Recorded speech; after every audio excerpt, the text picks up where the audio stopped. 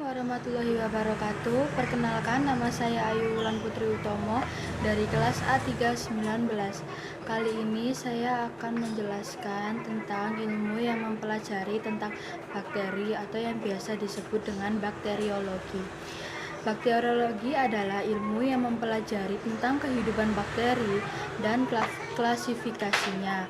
Nah, klasifikasinya di sini yang disebutkan ada yang pertama, struktur anatomi sel, untuk yang kedua ada cara kerja sel, untuk yang ketiga ada interaksi antar sel, dan yang keempat adalah tanggapan bakteri terhadap perubahan pada lingkungan hidupnya. Nah, untuk yang pertama, kita akan membahas tentang struktur dasar sel.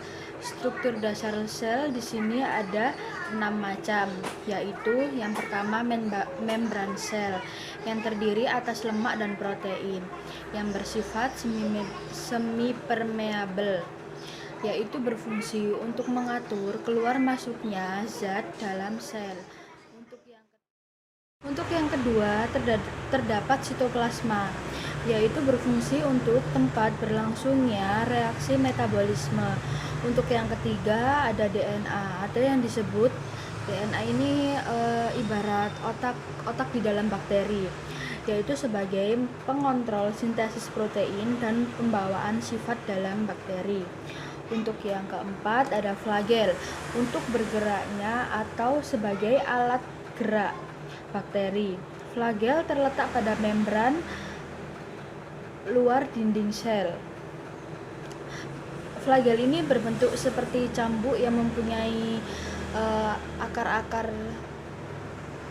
yang terdapat pada setiap sisinya. Untuk yang kelima, ada ribosom yang terdiri atas protein dan RNA untuk tempat sintesis protein. Lalu yang terakhir ada mesosom untuk tempat pemisahan dua molekul DNA, atau bisa juga untuk dalam pembentukan dinding sel baru antara kedua sel anak tersebut. Nah, dalam hal ini ada dua bakteri yaitu Clostridium.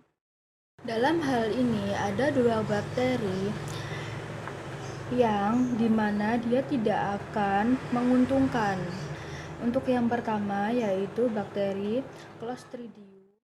Yang kedua ada bakteri Bacillus, di mana kedua bakteri ini adalah bakteri yang dimana tidak akan menguntungkan dikarenakan kekurangan nutrisi atau dalam keadaan suhu dan air yang sangat panas atau dingin. Tetapi dua bakteri ini akan membentuk endospora, yang dimana akan ketika dalam keadaan yang telah saya sebutkan sebelumnya itu, mereka akan berfungsi karena mereka akan menghasilkan endospora di dalam keadaan-keadaan tertentu. Untuk yang selanjutnya, saya akan membahas tentang bakteri yang dimana dia bisa disebut dengan prokariot dan eukariot.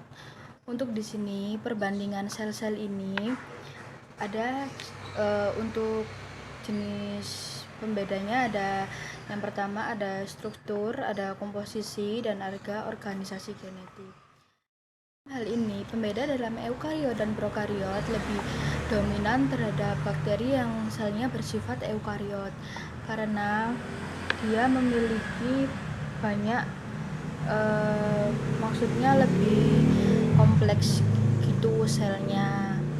Nah, untuk yang kedua kita akan membahas tentang ukuran bakteri nih.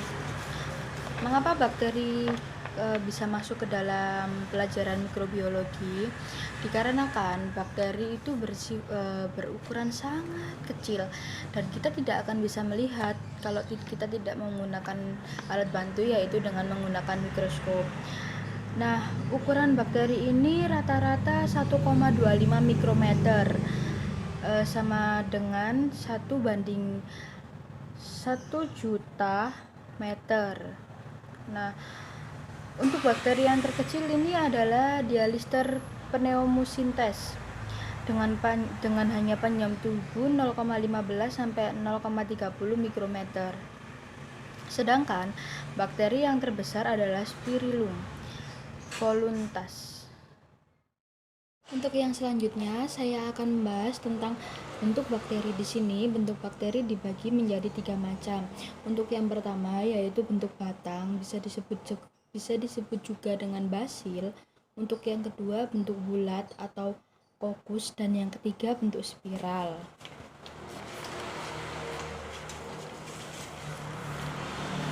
Nah, dalam bentuk bakteri yang berbentuk batang ini, dalam bentuk batang dibagi lagi menjadi 3 bentuk. Untuk yang pertama ada monobasil, untuk yang kedua ada diplobasil, untuk yang ketiga ada streptobasil. Bedanya apa sih dari yang ketiga itu? Untuk yang pertama, ini hanya ada satu batang. Untuk monobasil, untuk yang diplobasil itu terdapat 2 batang, dan yang ketiga ada streptobasil itu terdapat 4 batang. Nah, sekarang saya jelaskan satu persatu. Monobasil berbatang satu, yang hanya berbatang satu atau tunggal ya. Contoh bakteri di sini ada Salmonella typhasa, penyebab penyakit tipus. Dan di sini ada bentuk streptobasil, yaitu bakteri yang berbentuk memanjang, yang berbentuk rantai yang saya sebutkan tadi. Ada batangnya 4 ya, yaitu contoh bakterinya ada Bacillus anthracis, penyebab penyakit antraks. Oke, selanjutnya tentang bentuk bakteri kokus bulat. Di sini terdapat 6 macam bentuk kokus. Untuk yang pertama ada monokokus, yaitu satu bagian bulat. Untuk yang kedua ada diplococcus, itu 2, dan ada staphylococcus, itu berbentuk segitiga kebalik, dan yang keempat ada streptococcus, itu berbentuk seperti batang yang melingkar atau ular gitu. Untuk yang kelima ada bentuk sargina, dia berbentuk seperti bidang ruang ya, seperti kubus begitu. Dan untuk yang terakhir terdapat tetracoccus, itu berbentuk persegi. Selanjutnya yaitu bentuk bakteri dengan bentuk spiral, spirilia, Di sini dibagi menjadi 3, yaitu yang pertama bentuk spiral, yang kedua bentuk vibrio, dan yang ketiga bentuk spiroseta.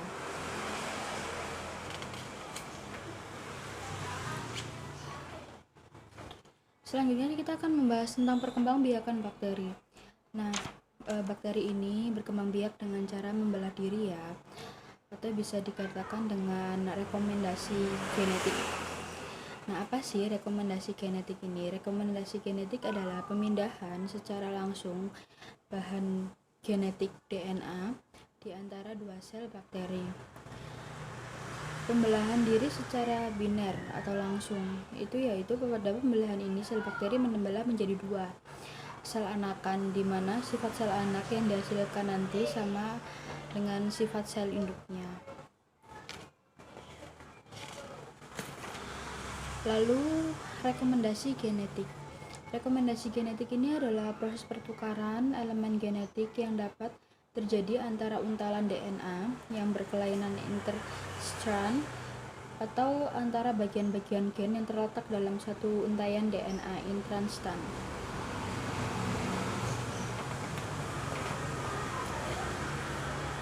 Lalu rekomendasi genetik pada bakteri. Untuk yang pertama ada fase transformasi, lalu ada transduksi, lalu ada konjugasi.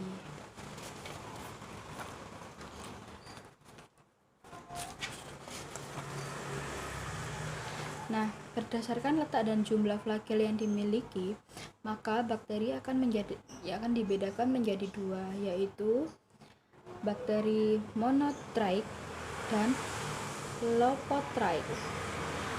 Monotrike yaitu bakteri yang memiliki sebuah flagel pada satu ujungnya. Untuk yang lopotrike yaitu bakteri yang pada satu ujungnya memiliki lebih dari satu flagel.